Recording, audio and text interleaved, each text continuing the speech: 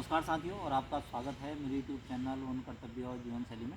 और आज हम आपको मिलवाने वाले हैं हमारे इधर क्षेत्र के नेचर गाइड हैं और सर्प विशेषज्ञ हैं और रेस्क्यूअर भी हैं। आपने इनकी कई वीडियोस देखी होंगी। तो जो सरी सर्प हैं उनको पकड़ते हुए और उनको सुरक्षित छोड़ते हुए, तो आप लोगों की मांग भी है और आपके सवाल क्वेश्चन हैं कि नेचर गाइड क्या है। तो उसी विषय में इस विषय को जानने के लिए तो हम बात करते हैं हमारे नेचर गाइड हैं। और जो आज का जो हमारा शीर्षक है वो भी एक नेचर गाइड से संबंधित है। तो सर्वप्रथम तो सर आपका बहुत बहुत स्वागत है। और पहले तो हम आपका नाम जानना चाहेंगे, आपका क्या नाम है? जी नमस्कार सभी लोगों को। मेरा नाम शंकर सती है। तो मैं यहीं ग्राम क्यारी से रहने वाला हूँ और पिछले हम कई सालों से जो है रेप्टाइल रेस्क्यू के लिए काम करते हैं डिपार्टमेंट के साथ। और ये एक काफ़ी चुनौती भरा सब्जेक्ट भी है आज के समय के हिसाब से, और इसमें सहयोग भी मिलता है। और हम लोग काफ़ी वन्यजीवों को जो आबादी के आसपास आ जाते हैं, घरों के आसपास आते हैं, तो उन्हें रेस्क्यू करके हम उनको सुरक्षित उनके वास स्थल में जो है उनको रिलीज़ कर देते हैं। तो ये हमारी दिनचर्या का हिस्सा है। लेकिन आज मैं गौरव जी का तहे दिल से आभार व्यक्त करता हूँ कि उन्होंने मुझे इस लायक समझा कि आज हम इस बारे में थोड़ा चर्चा करें, क्योंकि प्रकृति अपने आप में बहुत बड़ा एक संसार है। तो उसका ना कोई अंत है, ना कोई शुरुआत है। तो फिर भी इस बारे में जितना भी हम जानते हैं तो उस पर हम बात करेंगे। जी। तो मैं आपसे ये जानना चाहता हूँ कि नेचर गाइड क्या है? तो जनरली जहाँ तक नेचर गाइड की बात होती है, तो नेचर और गाइड एक दो अलग अलग शब्द हैं। तो नेचर तो अब सब लोग जानते ही हैं कि नेचर हमारे आसपास जो प्रकृति है, जो हमें प्रकृति ने दिया है, वो हमारा नेचर है। और गाइड का मतलब ये है कि जो उसका मार्गदर्शक है। तो नेचर गाइडिंग आप किसी भी सेंस में ले सकते हैं। नेचर गाइडिंग आप टूरिज़्म के क्षेत्र में तो करते ही हैं, लेकिन अपनी दिनचर्या में भी उस आप मार्गदर्शन का उपयोग कर सकते हैं। तो जनरली नेचर गाइड जो है वो एक तरीके से एक माध्यम है, एक ब्रिज का काम करता है, जो हमारे जंगल, हमारी प्राकृतिक संसाधन है। और एक तरफ होता है इसमें टूरिज़्म, टूरिस्ट जो है पर्यटक होते हैं। तो एक माध्यम का काम करता है, जो आने वाले दूर दूर से जो पर्यटक यहाँ पे आते हैं कॉर्बेट के आसपास और हमारे इन क्षेत्रों में, तो उन लोगों को यहाँ के बारे में जानकारी देना, यहाँ की जैव विविधता के बारे में बताना, ये एक तरीके से नेचर गाइड का रोल होता है। तो उसमें जो भी आसपास के क्षेत्र की जानकारियाँ होती हैं, यहाँ पे जंगली जानवरों के बारे में, यहाँ पे वृक्षों के बारे में, यहाँ पे बहुत सारी हर्बल भी बहुत सारे हर्बल हैं जो उनके बारे में उनको जानकारी देना। तो ये एक तरीके से उसका बहुत बड़ा रोल होता है। अब उसको कितना हम समझा पाते हैं ये हर नेचर गाइड के ऊपर निर्भर करता है। ये नेचर गाइड कैसे बनते हैं? क्या प्रोसेस है इसकी बनने की? जनरली सर नेचर गाइड तो पहले तो अपने अंदर से आता है। जब तक हम नेचर के बहुत करीब नहीं होंगे तो हम नेचर गाइड नहीं बन सकते। पहले हमें खुद से नेचर के ऊपर ढालना होता है, हमें नेचर के प्रति बहुत जागरूक होना पड़ता है, हमें नेचर को समझना होता है। तो नेचर गाइड बनने के लिए बेसिकली अभी जो प्रक्रियाएं अपनाई जाती हैं उसमें जैसे अभी आप सुनते होंगे, देख रहे होंगे कि काफ़ी आसपास नए नए जोन खोले जा रहे हैं। तो नेचर गाइड को मुख्यतः जो है कि सबसे पहले अभी जो यहाँ पर उसकी योग्यताओं के आधार पर देखा जाता है, तो उसको इंटरमीडिएट पास होना ज़रूरी है। और फिर उसके लिए जो यहाँ पर एक साक्षात्कार का आयोजन किया जाता है, उससे उसके जंगल के बारे में उससे जानकारियाँ पूछी जाती हैं।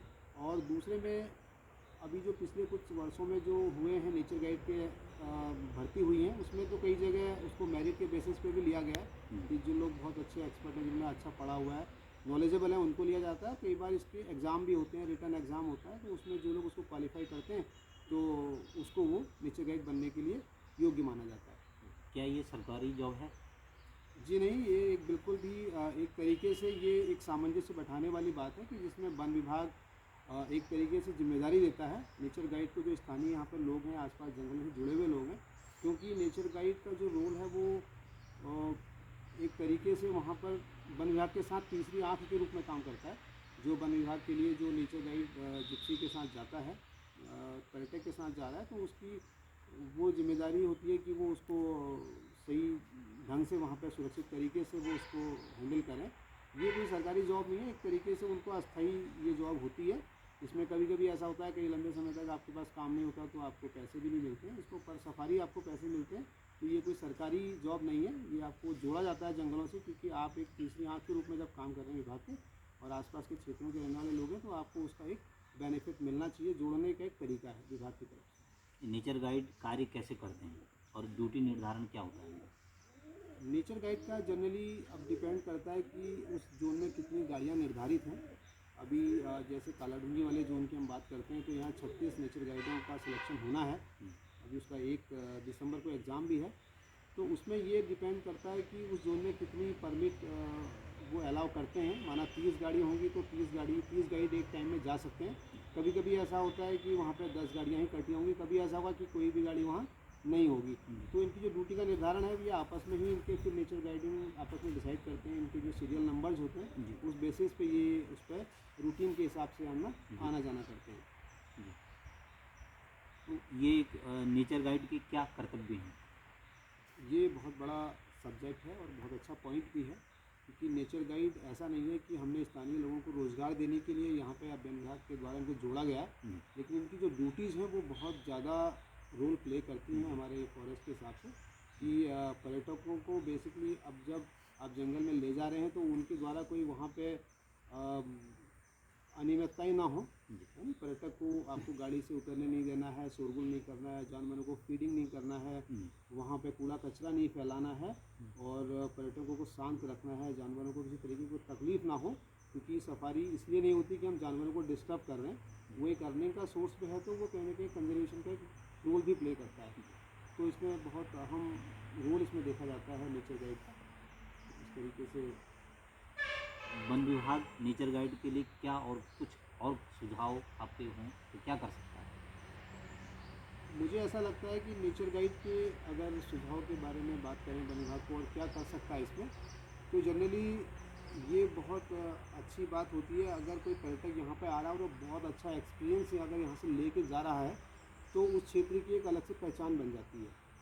तो उसके लिए मैं बार बार ये अपनी तरफ से सोचता भी हूँ कि अगर हमने नेचर गाइड एक बार बना दिया, एग्ज़ाम कर लिया, उसके बाद हम भूल गए, तो वो बिल्कुल भी एक तरीके से ठीक नहीं है। तो उनको बार बार उनको जो है कि अलग कहीं विजिट कराना या उनकी ट्रेनिंग कराना, उनको फॉरेस्ट एक्ट रूल्स के बारे में बताना, तो उनको भी उस तरीके से उनको एक ऐसा नहीं कि एक बार बन गए तो भी छोड़ दिया, उनको भी उस प्रोसेस में लाना चाहिए और उनको पूरी जानकारी उस फील्ड के बारे में हो, तो ये बहुत अच्छे तरीके से इसको रन कर सकते हैं। और जो लोग उस पर जुड़े हुए हैं तो उनके पास काफ़ी सारे स्कोप भी खुल जाते हैं कि वो फिर उसके बाद जितना ज्ञान होगा आपके पास, तो कोई कॉर्बेट ही आपके लिए नहीं है। हमारे देश में बहुत सारे नेशनल पार्क हैं, अगर आपको अच्छी शिक्षा मिल रही है, आप अच्छा ग्रहण कर रहे हैं, तो आप और जगह भी जाकर अच्छा काम कर सकते हैं।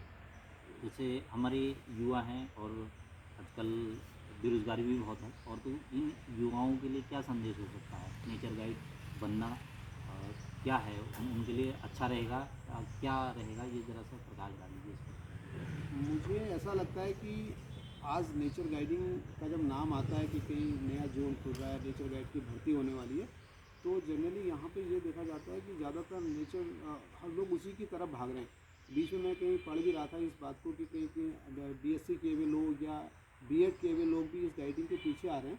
तो ये ऐसा नहीं है कि एकमात्र जॉब है। इस जॉब में आप ये समझिए कि कोई परमानेंट सैलरी नहीं है। कभी कभी ऐसा होता है कि महीने भर भी 2-4-10 सफारी आप कर पाते हैं तो आपके खर्चे नहीं चल पाते।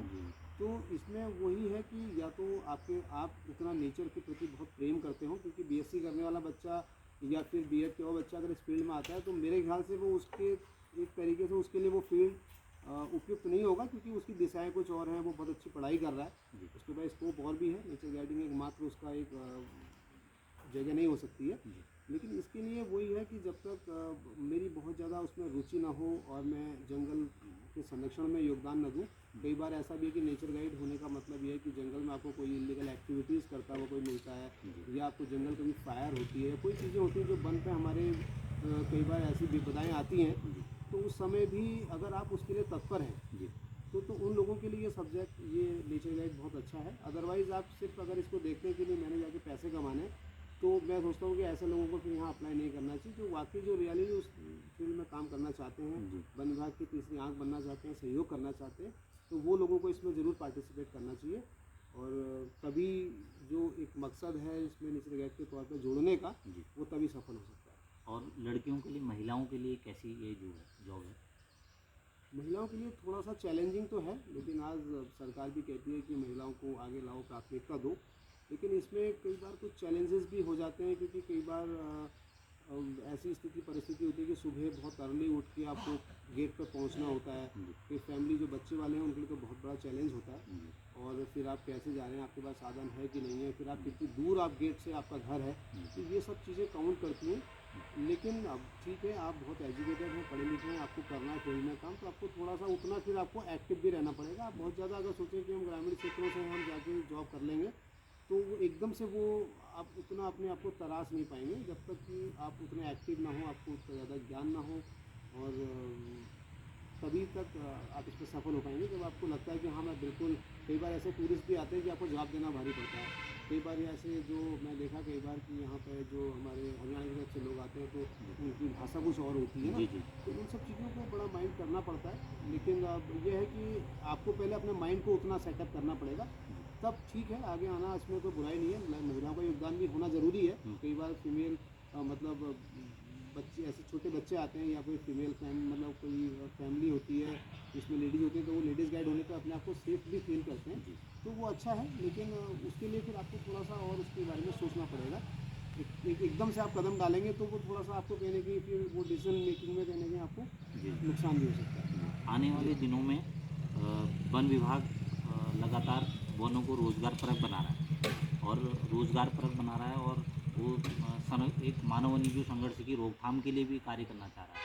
तो मैं ये जानना चाहता हूँ कि मतलब जो इसमें लोग बाग इनमें गाइड के लिए जोनों को खोलेगा, बनाएगा और रोज़गार देगा, तो इनको कैसी तैयारी करनी पड़ेगी? जो एक मान ले वो एक जवान है आदमी और वो रोज़गार के लिए करता है, तो वो क्या पढ़े, क्या उसके लिए क्या सजेशन हो सकता है? इसमें सर एक मुख्य बात यह है कि वन विभाग जब नेचर गाइड के तौर पर लोगों को इसमें जोड़ते हैं, तो उसके पीछे कारण तो ये रहते हैं कि जैसे जंगली जानवर हमारे स्थानीय जो निवासी हैं, जंगलों के आसपास जो गांव हैं, जी। जब उनका आगमन गांव की तरफ होता है, हमारी बहुत सारी फसल को वो डिस्ट्रॉय कर देते हैं, नुकसान पहुंचाते हैं। तो एक तरीके से ये है कि हमारा उन जानवरों के प्रति गलत दृष्टिकोण ना हो, उसको डाइवर्ट करने के लिए हम लोगों को कहीं ना कहीं इस रोज़गार से जोड़ते हैं। और इसमें यही मुख्य इसका ये रहता है कि इस पर जब हमारी उनके प्रति भावनाएं सही होंगी, हम उनको पॉजिटिव वे में देखेंगे, तो हम ज़रूर इस फील्ड में काम करने लायक बनेंगे।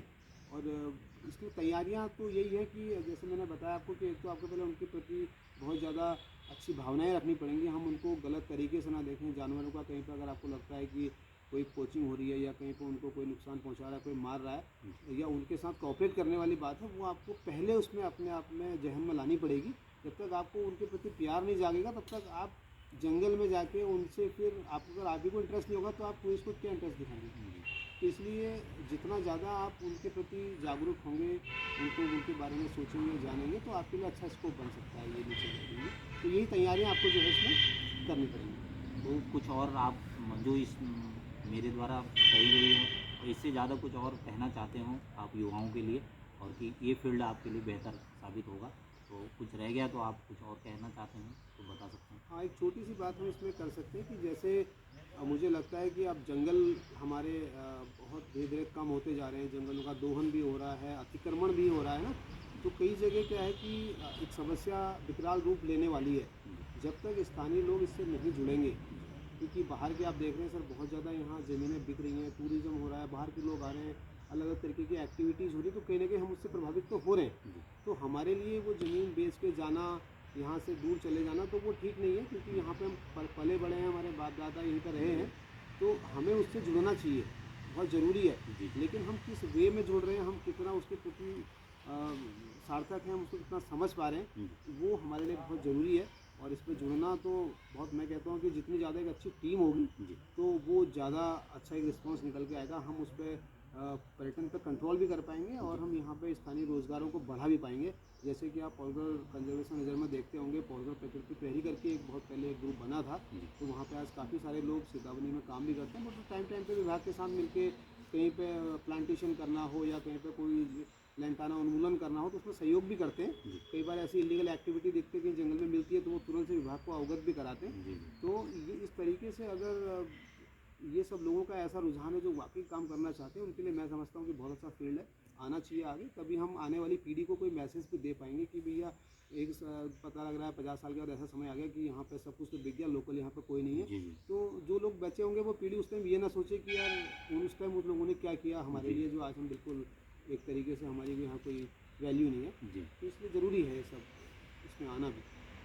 धन्यवाद बहुत बहुत सतीश जी। और धन्यवाद आपने सर। हमारे युवाओं के लिए एक रोज़गारप्रद जानकारी दी। तो मैं सभी अपने साथियों से यही उम्मीद करता हूँ कि जो सतीश जी द्वारा बात बताई गई है तो आप अप्लाई करें। और वन विभाग भी यही चाहता है कि लोगों को जो हमारे जो जंगल हैं ये रोज़गारप्रद बने और इसी से इनका संरक्षण एवं संवर्धन हो। तो धन्यवाद सतीश जी पुनः। धन्यवाद सर।